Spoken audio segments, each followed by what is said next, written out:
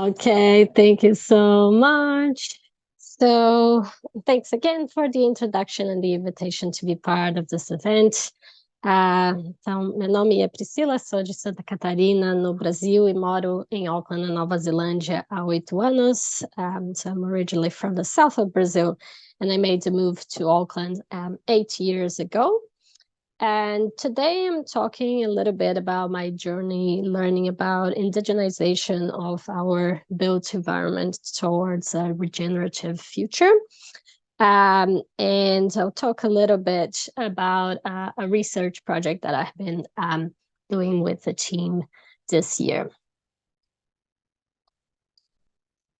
So just a little bit about my background. So I'm from the city in the south of Brazil, Florianopolis, little island on the coast that has actually a lot of similarities with Auckland. So when I made the move to New Zealand, it didn't feel so different in terms of the landscape and the natural aspects of the area. But as many of the previous speakers mentioned before, it is you face many challenges as an immigrant, and the different culture, the different requirements, the different language.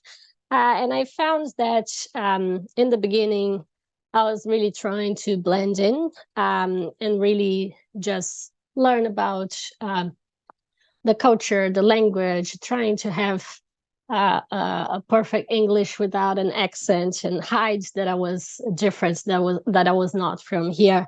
And that was interesting, even to notice that even the way you dress is kind of like you're trying to blend in, not wear too many colorful clothes that you used to wear in Brazil and in South America, and trying to talk like the people without your South American accent. So for many years, I think I was just really trying to be part of the culture here.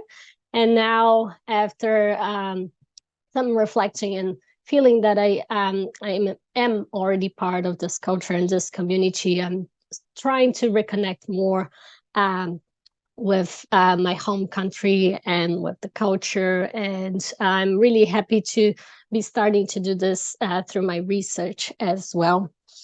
So today I'm gonna share a little bit about this research project called Co-Designing Collective Housing for a Regenerative Future, Lessons from Urban Indigenous Communities in Aotearoa, New Zealand and South America. So this is a project, it is a work in progress, a project that I've been developing with this team of researchers from AUT in Auckland and from Pontifícia Universidade Católica de Valparaíso in Chile. And it is just acknowledging here the funding that we received from AUT and from PUCV in Chile. So just talk a little bit about this project, what we have been doing, and the connections we are finding between cultures, ways of living, and values in Chile and in New Zealand. So I'll briefly explain what we are doing, why we are doing it, and how we are doing this project. So we are looking at innovative ways in designing housing for and with Indigenous communities in South America and in Oceania through the implementation of co-design practices. So we're looking at the following questions. How is co-design with Indigenous communities being implemented in collective and social housing projects in Aotearoa, New Zealand and Chile? And what can be learned from projects across the two countries in terms of participatory processes, post-occupancy feedback, and innovative tools, digital tools for inclusion of Indigenous values in contemporary architecture? So I will unpack all of those questions and how they came about. So why are we doing this project. So since moving to New Zealand, learning about Maori culture and how Indigenous knowledges are being embedded into architectural and urban design, I've been reflecting a lot about these issues and these opportunities and challenges in South America as well. So I've been a lecturer at AUT's Aotearoa School of Future Environments since 2022, and I've been lucky to learn a lot about Indigenous concepts of living, the idea of holistic well-being or Maori ora, and ways of designing with communities and for communities in a better way that creates true participation in design processes. And I've been thinking a lot about housing specifically, and the ways we live, and the ways we used to live, and the ways we live now. Although there's rich cultural diversity amongst Indigenous countries across the Pacific and around the world, of course, many fundamental values are shared. So the concepts of holistic well-being in Maori ora, in Aotearoa, the idea of when we vive in South American countries share many similarities. And this focus on collective living and sharing the relationship with the land, the whenua, and the more than human are some of the common principles in different communities across the Pacific, including New Zealand and Chile, where we have been doing this project. These values and many other Indigenous perspectives are fundamental in the design of social and communal housing for these communities, and can also provide valuable lessons for the design of future living environments for everyone, for the wider populations.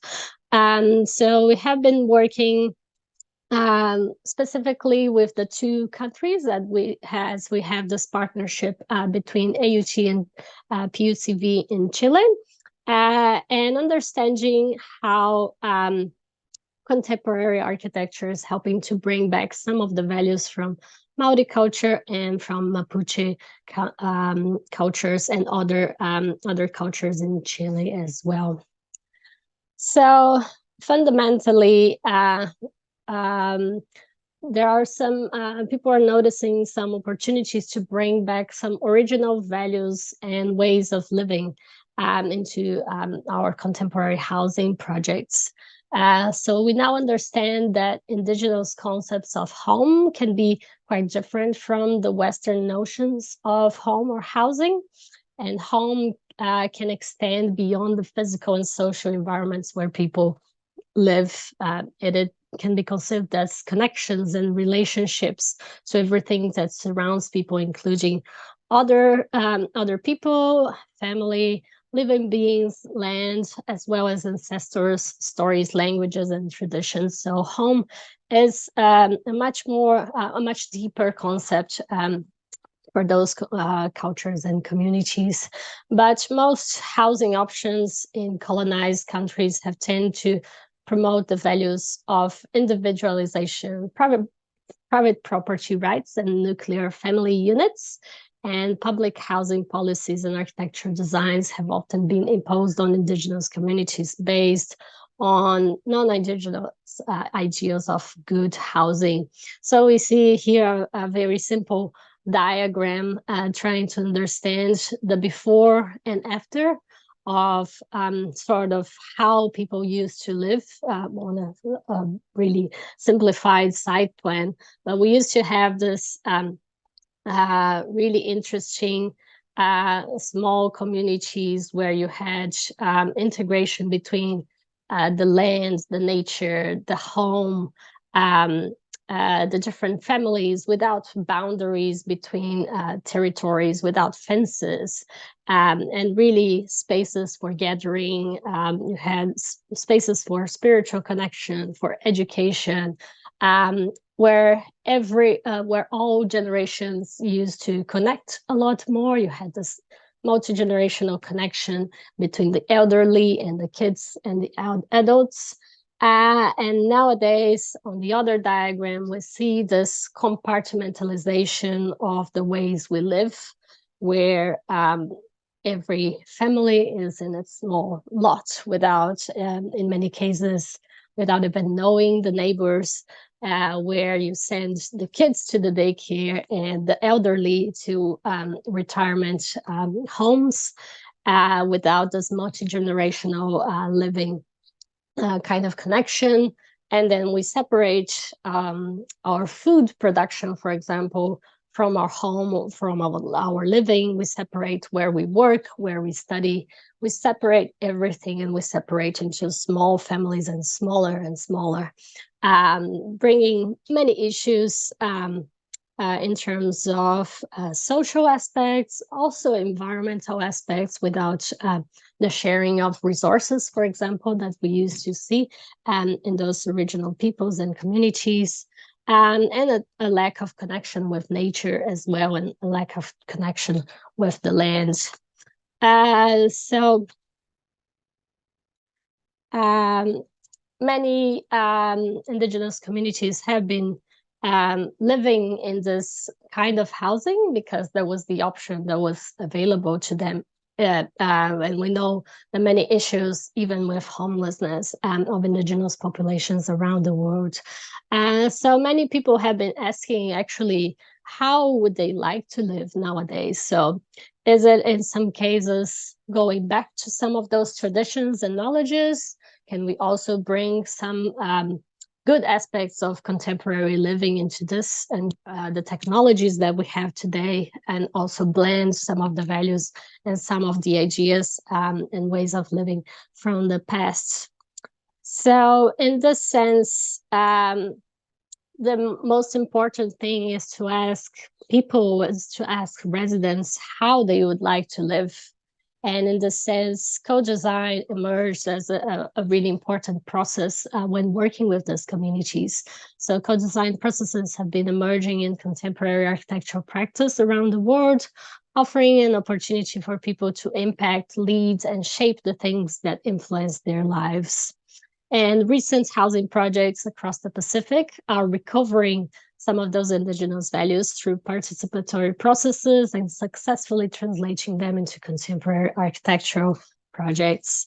There are new co-design methods being developed by practitioners, which build meaningful relationships and give future residents the opportunity to have leading roles in the conception of this built environment. So the people who are going to live in this housing projects are really the leaders of those projects. And in the most successful cases, they feel like they are the architects. The architect is just a facilitator to convey the ideas and transform that into building.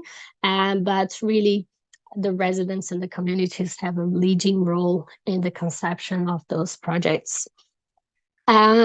So we also look at the idea of our current design processes, traditional design processes, where we have quite a linear sort of mode, where you go from your pre-design, concept design, developed design, detailed design, construction, in many cases without consulting communities. In many cases, the architect is making assumptions on what is a good way to live and what is the best way to design a project and to define the spaces. But ideally, we would like to see more co-design processes that also include post-occupancy feedback. So in every stage of the project, you have community engagement, you ask people for feedback, they give ideas, they have really that leading role in the project. And one also important gap is post-occupancy evaluation. So after a project is built, is completed, it's very common that nobody goes back to see what worked and didn't work, and that's in architecture in general. And we don't learn many lessons from projects, and many architects just don't have the time to do this. So I think it's really important as researchers that we understand lessons from residents, from asking people after living in those environments and understanding some important lessons on what works well, what are some really good ways to create a sense of community, especially working with kind of shared spaces, semi-private and shared, and that those layers of privacy in this kind of projects, and what are the best ways to design for creating the sense of community in these kinds of projects. So how are we doing this project? What are some of the methods? So we are looking at case studies of built and not yet built projects in Aotearoa, New Zealand and Chile. So we have some case studies in each country, and we understand those projects, and we talk to the architects and designers in the first stage. And we analyze the architecture and understand the spatial configurations and the context and the architecture to understand those projects, and to I don't want to say compare, but to understand some shared themes and challenges and opportunities in all of them, while considering the differences in the multiple cultures involved in those projects. So in Aotearoa, New Zealand, we have been looking at this project in Orake called Kainga Tuatahi, which is a really interesting project, quite a successful example of Papa Kainga, which is collective housing on Maori land, where we have those terrace houses arranged around many common spaces, shared gardens, and a really interesting relationship to create the sense of community, where many of those key principles and values have been implemented in the design. We have also interviewed Jade Kake, who is also a lecturer at AUT, so we have been really lucky to get her insights into this. And one of the case studies from her work is Te Rewa Papakanga in Whangarei, where again we can see this relationships in the Papakanga arrangement, where you have the shared resources, shared gardens, and really all those initiatives to bring back that sense of community and shared living, and really interesting design features inside the buildings as well. And then in Chile, we have working with this case study called Kudo Cabescar in Valparaíso, by Borde Urbano Arquitectos. And this is a really, really interesting project from the co-design perspectives. They had many meetings with the residents to define how the design would go, the internal layout of the units, the external look, and the shared spaces again, and the input, the feedback from residents is that they really felt like they were the architects in this project. So I think it's a really successful in terms of the co-design process. And another one in Chile is Viviendas Bruca. This one is still a work in progress, but a really interesting architecture, also bringing back some natural materials and some interesting ideas in the internal spaces. So we are working on two stages. The first one, which we have been doing this year, is to interview architects and designers, analyze architectural plans and project documentation. And in this stage, we also do some consultation and feedback on our research methodology, asking the designers also for their input on our research, so that we also co-design our own research methods. And then we analyze all this data and identify common themes and approaches. And the second stage, which we hope to do next year, is post-occupancy evaluation. So understanding the perspectives from the residents, from the people living in those projects to see lessons for the design of future projects. So just summarizing some of the findings so far and closing this presentation. Some of the interesting things we found so far were the importance of having a positive relationship between the designer and the community. So how they interact, the introductions, and creating a really trusting relationship, so that the community can feel free to give their input and be part of those projects. The importance of visualization tools and co-creation techniques, so that people can really understand the plans and what is being designed, so that can give their input into those projects. We have been seeing some limitations in regulatory frameworks to carry out those projects. So many of them related to the idea of living with larger families and not having that nuclear family unit. So when you want to have more interaction and blending between different people, and not just having a separation between each unit, that each house has a kitchen and 2 bedrooms, and that's the model. Where you want to have something a little bit more dynamic, we see that in some cases there are some limitations in current building regulations. So, for example, fire separation between units, etc. So those are some of the limitations and things that might need to be developed further in future to enable some of those values and some of those innovative ways of living to be brought back. Multi-generational living is a very, very important concept in all of those projects. So being able to accommodate elderly, creating this connection between elderly and tamariki, and